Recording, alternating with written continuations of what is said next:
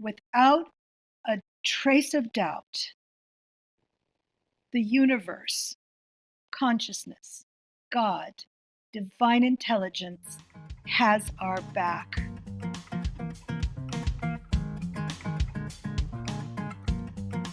Hi, everybody. This is Diane Gilman, formerly the Queen of Jeans on HSN, but now the proud author and host of book and podcast Too Young to Be Old.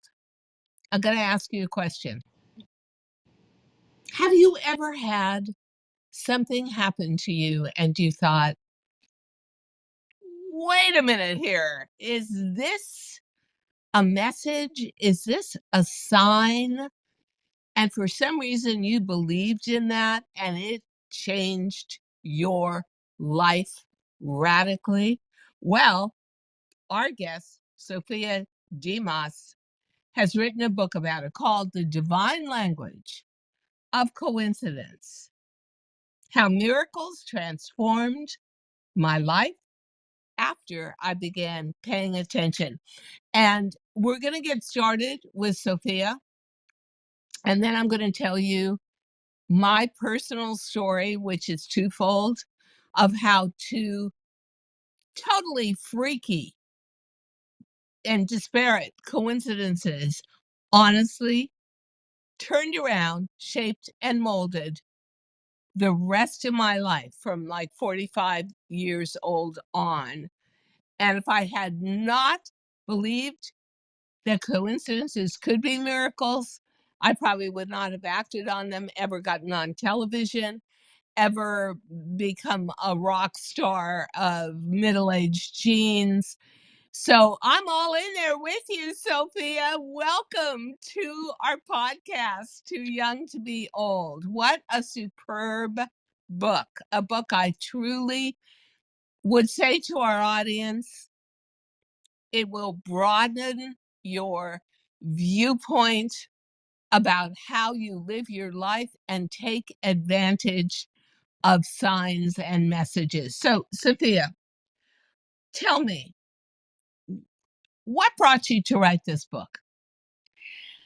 Well, from early on, these things would happen to me, and people would say, these things only happen to you.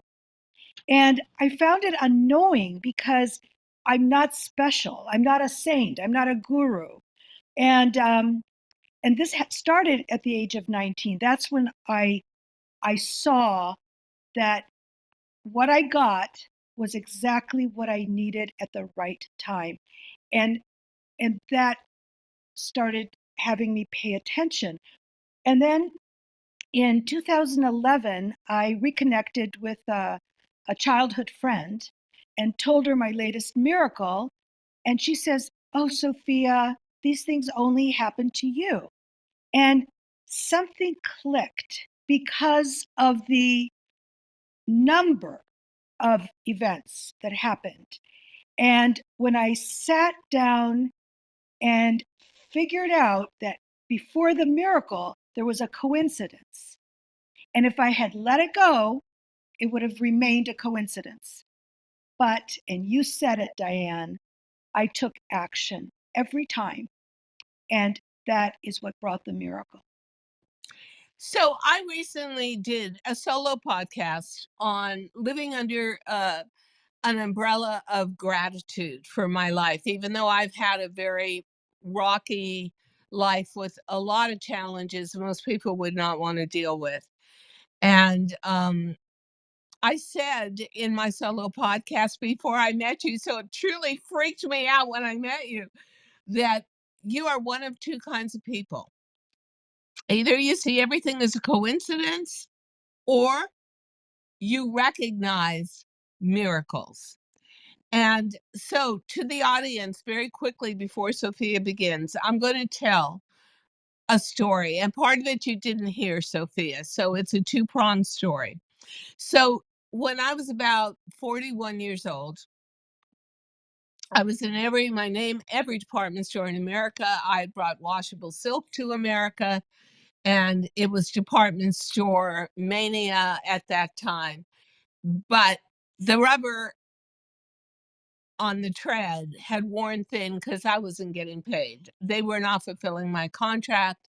They were a huge Hong Kong consortium. I was stupid enough to sue them, and actually was just the scariest thing in my life. So I'm paying exorbitant lawyer fees, like 30,000, 40,000 a month, and I'm down to my last penny, and the phone rings. Now, I can't work, I can't design because I can't use my name, Diane Gilman, on a label or a hang tag. And it's, hello? And I'm thinking, oh my God, it's a bill collector. It's a law firm asking for more money. And it's like, hi, I'm blah, blah, blah from QVC. And we want to know if you'd like to go on TV. And I said, this is not funny. I don't know if you think this is a joke, but who is this? And she said, no, no, no. This is QVC.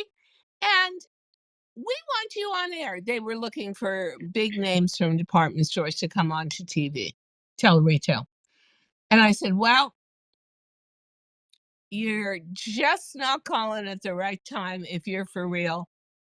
I can't use my name. And so I thank you very much. And I thought, oh my God, now I can be even more depressed. And she said, oh, we've got a lot of designers like you on air. It's no problem. We'll just call you Diane. And that coincidence slash miracle, because I had never tried to get in touch with them at all. I don't even know how they got my personal phone number. Of course, there weren't cell phones at the time. That totally redirected my life. But here's part that I didn't tell you, Sophia. So I'm just doing business out of my home and had an old clunky fax machine, and it had sort of broken down, didn't have even the money to get it fixed, but I also didn't have a housekeeper. And so underneath the fax machine was this giant dust bunny and just this short strip of paper. Didn't even have paper in the fax machine anymore. And I'm thinking to myself, well, that's great. I say yes to QVC, but I have no way to produce this clothing or the money to produce it, to buy the fabric, to pay the labor. About a month previously, I had spoken to the head, a female head of a huge consortium of factories in China, and said, would you be willing to partner with me? And her answer was, no, not at this time. I'm not ready for something like that. So now I have a way to kind of get out of my problems, but no way to actually execute it. So I'm thinking to myself, it couldn't get worse. I get out the broom, I get out the vacuum cleaner. I think I better broom out the dust bunnies and then vacuum, but I don't want to vacuum up this piece of paper. I pick it up, and it's a handwritten fax from that woman saying, I'm ready now. And that is how I was able to put together a television career that lasted 30 years. And can you imagine if I had had a housekeeper in the house who just picked up the paper, crumpled it up, threw it in the garbage, and I never knew that by some miracle I had just put together unintentionally the biggest deal in my life. So I saw those two events marrying together as a major miracle. Now, Sophia, did you have a series of events in your life that I many people might have just said, yeah, it's just a coincidence, but for you, it was a miracle or created a miracle? I had experiences where um, anyone would see how this is beyond coincidence. I mean, it's beyond. And I could give you examples if you'd like. Please. Okay, so my basic philosophy is that there's a divine intelligence that knows what's best for us better than we do. Because we can start manifesting stuff that's not good for us, you know? So, so I believe that this divine intelligence communicates with us in very creative ways through dreams, through people, through coincidences. All right. That's basically how it's happened with me. So I don't believe that one miracle is bigger or lesser than another miracle. Okay. But there are some that are more important. Okay. So I will give you two little fun mirror coincidences and what they yielded. Okay. So one, both have to do with my wedding. So Frank and I decided we were getting married on 4th of July and we picked the date for 4th of October. That's just 3 months. Okay. And so the venues were taken, musicians were taken, but I didn't care. We're going to have a fun wedding no matter what. So, first one. And you can vote and tell me which one you think is stranger, okay? So the first one, I dial my friend Anne, and a guy gets on the phone that's not her husband. And I said, "Is Anne there?"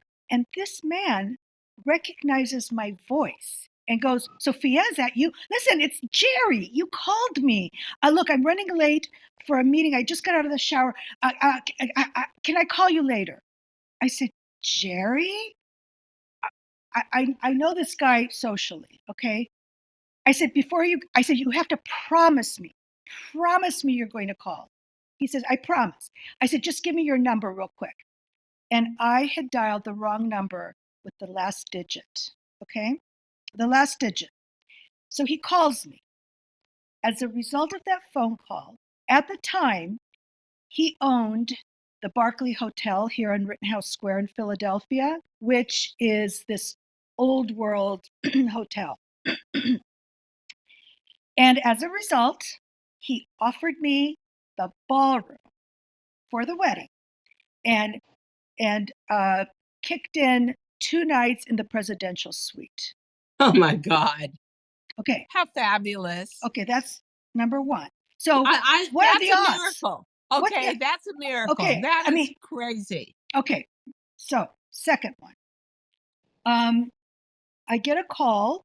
Now, my second career after architecture, had I ran a couture design, fashion design business. So I get a call from this woman, and she says, "May I speak with Sophia Demas?" And I said, "This is her." And she said, "Well, I found your driver's license in Rittenhouse Square." And I went, "Oh, wow," because I hate carrying bags in the winter.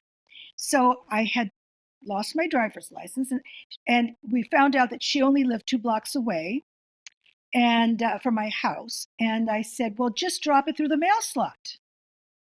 So she does, with a lovely little note about. It was just a lovely note about Oregon because that was an Oregon driver's license. So 2 months later, I get a call. Same woman. "Hi, this is Lisa Marie. I know this is going to sound strange to you. You know, I found your driver's license. I found your ATM card." What? So I would go to this ATM where it spit it out right away. Well, this one keeps it and says, "Would you like another transaction?" Well, I left. The next person could have wiped out my whole bank account. Totally. Yeah. Yeah. It's her. It's her. Oh my She God. finds my ATM card. So she says, "Would you like me to drop it in your mail slot?" I said, "No, we've got to meet." Okay, we have got to meet. So I invited her over to the salon.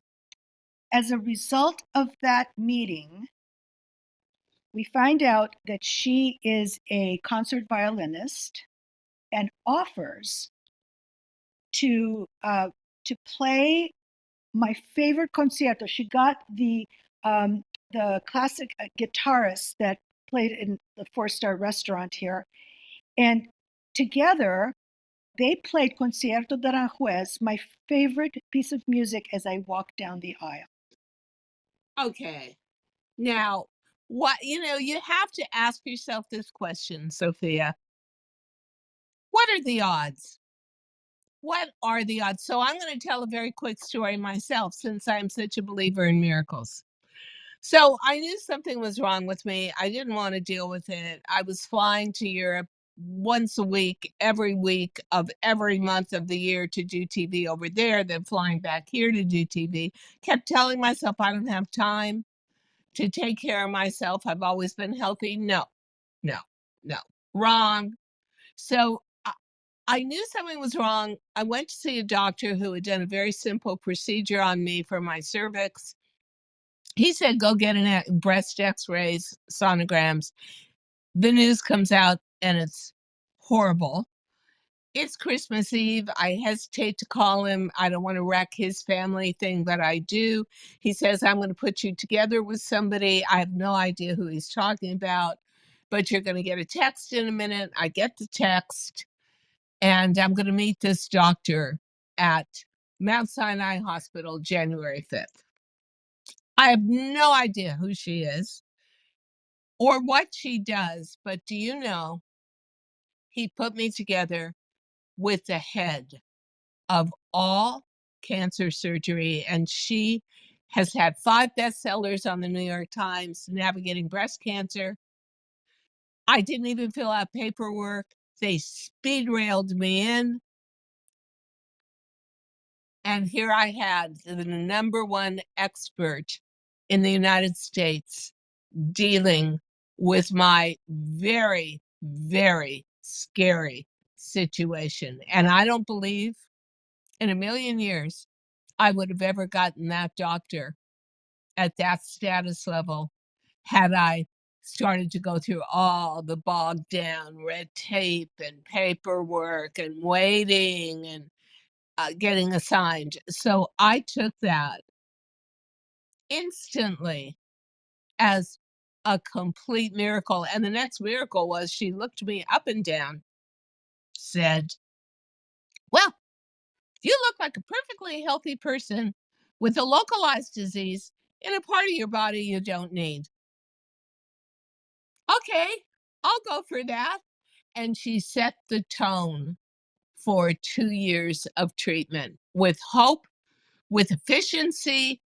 And I considered that, and I considered her, Dr. Alyssa Port, the freaking miracle of a lifetime and gave me back my life.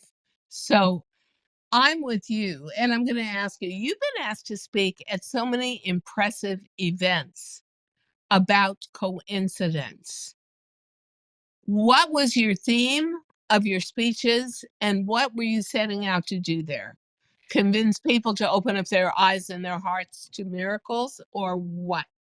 Okay, so what's astounding to me is that scientists have gotten interested in both of my books. Okay. Yes, that is amazing and fabulous.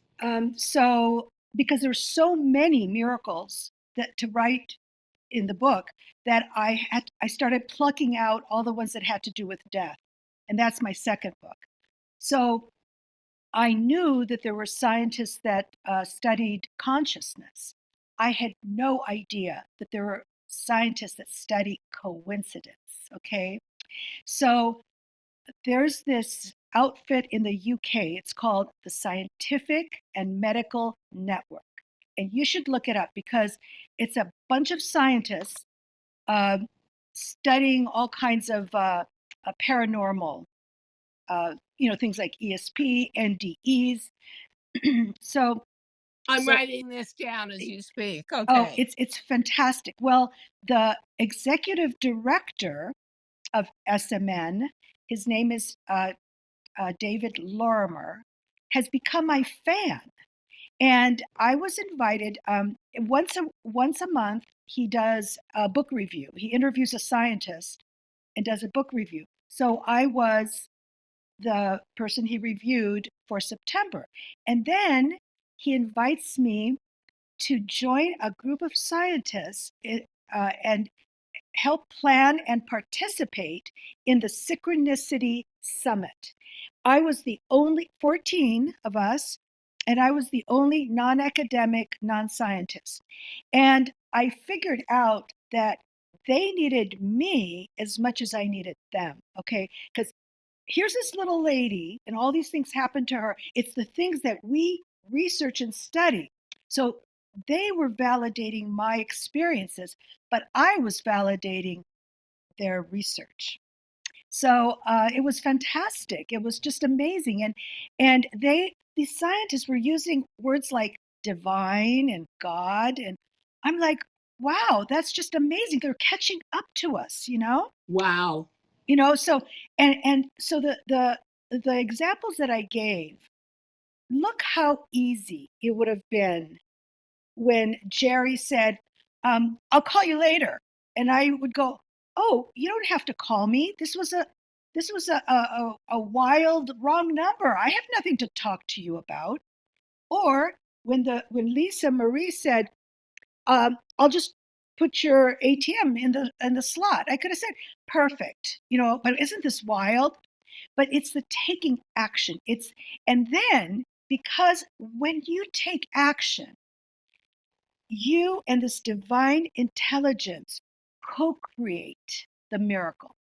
It's a co-creation.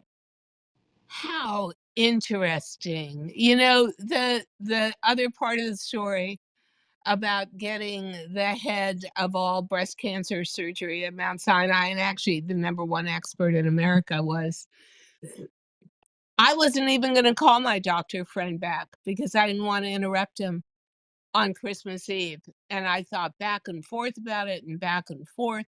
And I thought, well, okay, I probably should call him because he sent me there. So I called him, and the prognosis was terrible. So it was really urgent that I get care, and a real diagnosis.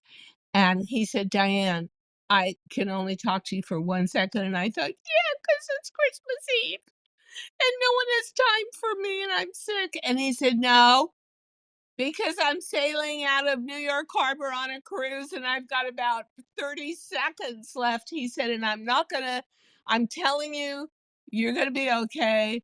I've got to call my friend, Dr. Alyssa Port. Okay, so I get off the phone with him. I wasn't even going to call him, but I called him. He calls Alyssa Port. Catch this. She's in an airplane already cruising down the runway and 5 feet off the runway, ascending, going to Marrakesh for 2 weeks. But if you've ever been in a plane and you've been in the middle of texting or an email, you know that up until about 100, 150 feet off the ground, you're still getting reception. And she had enough time to text him, yes, and then text me and say, meet me in Mount Sinai by this door, January 5th at 8 a.m. I'm coming straight from JFK Airport. And then she lost reception and couldn't get a hold of her. So if you want to look at life in a very blah, monochromatic way, you say, it's all coincidence. But if you really want to go full throttle, heartfelt, multicolor, you're going to recognize miracles. And I'm going to ask you to give a short explanation to our too young to be old audience how, if you are somebody who is scared of the unknown or scared of that fifth dimension or not sure, how do you sort out what's coincidence and what's miracle? What part of you does that and how do you feel about it? Well, coincidences happen to everyone. Okay, Ho- they happen to everybody. Um, but once, and I don't understand the fear. I don't understand the fear because this divine intelligence is the same as love. And when you know that this divine being, whatever you want to call it, I call it God normally, when you know that this being wants us to be happy and find our true purpose, just like what happened to you. Okay. So I have to ask you, Diane, why would anyone be afraid of this? I mean, I or to know that welcome. I will tell you that I have always believed in that divine intelligence. I've always believed in consciousness after death. I've had many psychic and spiritual experiences with that, but it makes people very uncomfortable to talk about it. And in fact, I had a friend who's was married to a doctor and a scientist, and I related a spiritual experience I had had as a young child who would have no way of making it up or even I and frankly, I put it out of my mind until I was old enough to sort of dissect it. She never spoke to me again. These people think you're weird. They want to be in a very compact world where everything is boxed and packaged for you. Yeah, That's what I think, but now we have the scientists, which like is so putting this, great. putting the stamp, and also, as I said before, the these miracles could be, they're all this, no, not one is bigger than the other, but, and I'm not going to go into this. I mean, if somebody wants to know, they can read the book. But I left my husband in 2009 because this wonderful, mild mannered man happened to be a super rager, and for, and he would explode at nothing, and he tried everything. And I went bye bye because I could, because it was all because of childhood issues. I left, and it got to the point where I decided I never wanted to see this man ever again. Okay. Three things happened within 2 months. Uh, it was amazing. A friend invited me to come live with her. That I didn't even know. She became a friend later. I didn't even know her. I knew her through someone else. Three amazing things. One was because of A Course in Miracles. The second one was because of my husband's wedding ring. And the third one was, it was a reading in Maui by this kinesiologist. But the way I found out that she was in Maui is just, I still don't believe these things. Okay, after those three things happened, we got back together, and I am now married to my ideal life companion. He hasn't had one episode since 2009. Now, was that this is a bigger miracle? No. It's just like the other wacko coincidences that I acted on. But this one's more important because my marriage was saved. So again, taking action each and every time. So I just invite people welcome to welcome these things in. And it's also been researched that the more you believe, the more these things happen to you. Oh, I think absolutely, because I think it's a matter of recognizing recognizing it. You can ignore signs and you can ignore somebody could be blasting right in front of you. Hey, look at me. If you just look at me and recognize me, I'm going to change your life. But, when that happened to me with the doctor, I thought, what would be the odds that I know somebody and they know the whole head of cancer research and surgery at Mount Sinai, and without even trying, that's who I get.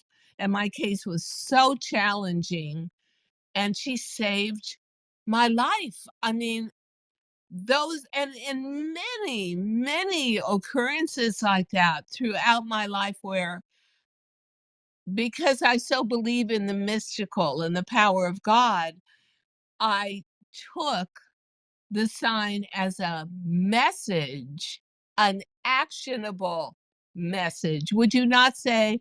I would say belief and trust in yourself is the greatest challenge to getting to seeing coincidence and miracles for what they are. Would you not say that it all has to do with what you believe in or what you even allow yourself to believe Okay, in? that's how you start. That's how you start because when I was 19, I had two main issues that I felt were unsolvable. Unsolvable. And uh, uh, two things happened that married together. Okay, I met a man and I had a dream. And because of those those two things that happened and me taking action, my issues were solved. And that was not lost on me. So I didn't start out. Actually, I have to say that, you know, I somebody asked me on a radio show, uh, why did I think that so many of things happened to me? Like, how was I so open? And you know what I think it is? My mother was extremely religious. And as a little toddler, from a little toddler, she would talk about little Jesus and the little Virgin Mary, and that if you needed anything, you asked little Jesus. In Greek, it's a diminutive. That's my first language. And then if you want protection, you ask the little Virgin Mary, you know. And I think what happened is from a child, I saw it as perfectly natural to communicate with unseen beings. I think, Oh, okay. Now, I'll tell you what happened to me. So okay, we lived in Los Angeles in Holmby Hills in a old Spanish style home, which is very LA, right? It had a sunken living room, and we moved in there when I was about 3 years old. My bedroom was the next room over from this gigantic walk down living room, and the house came with a piano, a grand piano. I couldn't ever figure, like, why. But there were two huge arched windows in the living room looking out on the garden and the street, and the piano was in between. And so my parents' bedroom was way down at the end of a hall. I'm sleeping and I hear music and I hear piano music, and it's beautiful and it's complex and it's intense. And I remember many times as a little girl, 3 years old, 4 years old, getting out of bed, tiptoeing down the hall, going down the steps in the living room, and there were two illuminated in the dark white gloves playing this piano. I never said anything because I had a set of parents that were there was nothing ever going to infiltrate that was spiritual. Everything had to be very physical, totally explainable, totally understandable. At my father's memorial service and the event afterwards, I asked my mother, I said, do you remember that Spanish house we lived in? I said, I used to see these phosphorescent white gloves and hear this incredible music. And what was that piano doing in the house? And she said, did you ever wonder how we could afford that house? And I said, frankly, yeah, it was gigantic. And she said, because there was a European concert pianist who had escaped World War II, come to America, written this amazing concerto, couldn't sell it because classical music was dead, and he committed suicide sitting on that piano bench in front of his beloved piano. So even as a little 3-year-old, I was seeing spirits and thinking, no way to explain this away except extraordinary, but no support around me for ever sharing that. And I think that is one of the biggest challenges, is if you are someone who does believe in the divine and does believe in coincidences, many of them being miracles, um, you don't feel free to share it because you're going to be last man out. You're going to be like, whoa, she's strange. So if you have one thing, one big thought left to say about living with miracles and the power of synchronicity, because we are really way over time because this is so interesting, what would you say to our audience? That without a trace of doubt, the universe, consciousness, God, divine intelligence has our back. And we invite it. We say, please. And in my in the divine language of coincidence, it's basically a memoir. So it's the events are chronological, except for 2 chapters. One is titled Please, and the other one is Thank You. So, what I want people to know that this really works. You say please, you ask, and then you say thank you. I go around all day saying thank you. Yes, that is so true. And I'm going to leave our audience of Too Young to Be Old and your profound words with this thought. And I always say this, Sophia,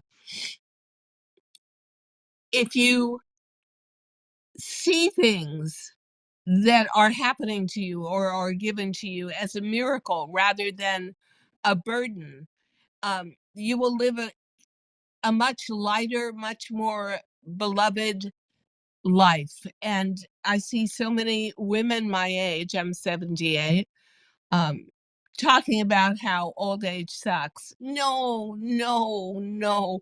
We are not here by coincidence. We are walking miracles. We are here because we're meant to be here. Find your purpose, find your enlightenment, find your fire inside, and go for it. And Sophia, I love your book. I so believe in it. And everybody will give all the information to how to find Sophia's book and buy it and where to find Sophia um, as we get off this podcast. So thank you so much for being here today. I could have talked to you for the next 10 hours, honestly. Thank you. Thank you for inviting me. Thank you so much for listening to Too Young to Be Old podcast. The episode may be over, but the fun doesn't have to stop here. Find us on Facebook, Instagram, TikTok, and YouTube at The Diane Gilman, or visit our website, thedianegilman.com. If you like the show, leave us a rating or a review and subscribe so you don't miss the next episode. And until then, don't forget, age is just a number. Together, we'll prove that we are all too young to be old.